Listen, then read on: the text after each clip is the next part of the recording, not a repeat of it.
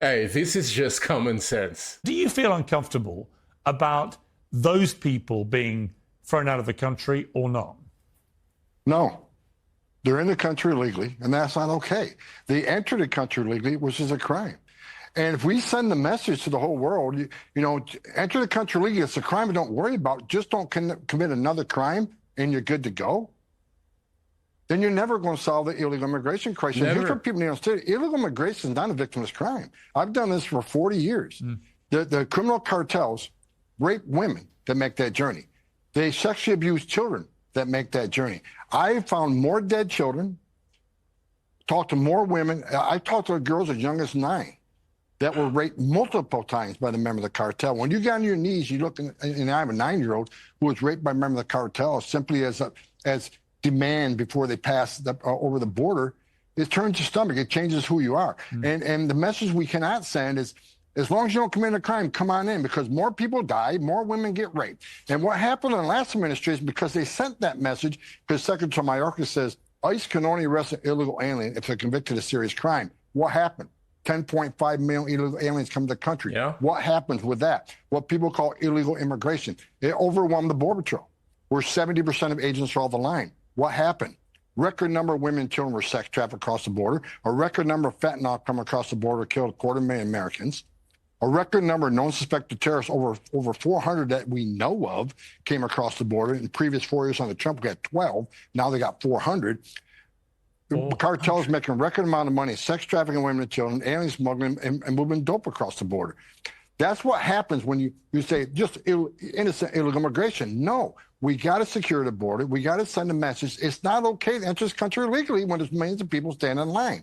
The message we can't send is cross the border illegally, hide out long enough, go have a U.S. citizen child. Now you're immune from the laws? Is that the message we want to send? Because you're never going to solve the crisis. People will keep coming to the country. First thing to do is have a U.S. citizen child.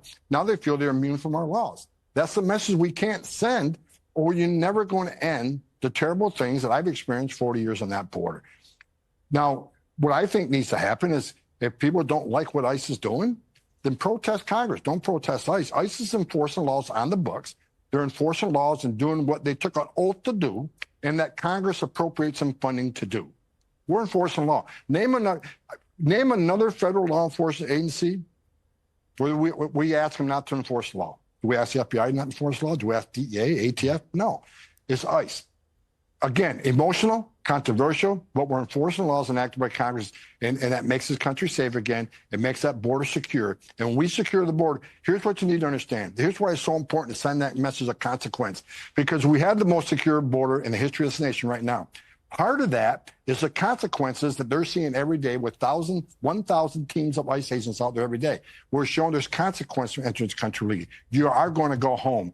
And when we send that message, less people make that journey, which means less women get raped, less children die, less migrants died. Under Joe Biden, we had over 4,000 migrants died making that journey. Historic record. We had a historic record of migrants dying. We had a historic number of Americans dying from fentanyl overdoses. A secure border matters, and a part of that secure border is consequences. You cannot want to be a part of the greatest nation on earth and disrespect our laws in doing it. Not when you got millions of people standing in line doing it the right way.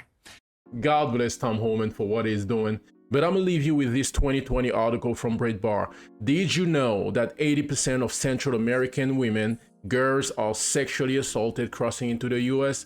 Yeah, that's a reality. And according to this article, it says here, one woman profiled by the New York Times described being sexually assaulted in Mexico as well as in McAllen, Texas. She said, "They just told us, you guys don't have money, so you have to pay with your body." That is just pure evil. It has to stop. And that's exactly what this man is trying to do.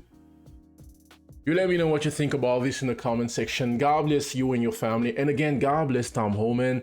Catch you on the next one.